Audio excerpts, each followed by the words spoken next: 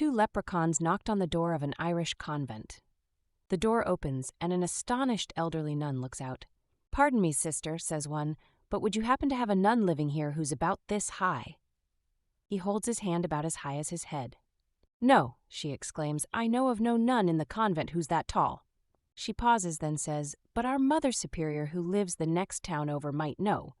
She gives directions and slams the door, muttering under her breath. The two small leprechauns find the house in the next town. Again they knock on the door, and an even older nun answers.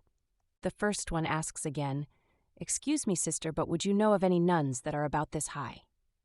Again indicating the height of his head. "No, of course not. There isn't a nun of that height in the whole county." Frustrated, the first one says, "Well, do you know anyone else that might know?" She thinks a minute. "Well, a few miles down the road lives my predecessor. She's the oldest nun in all of Ireland, so if anyone would know, she would." So the two thanked her and walked away.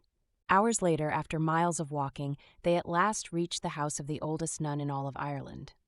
They knocked several times, and at last a small wizen nun answers, alas, too tall. Again they ask the same question.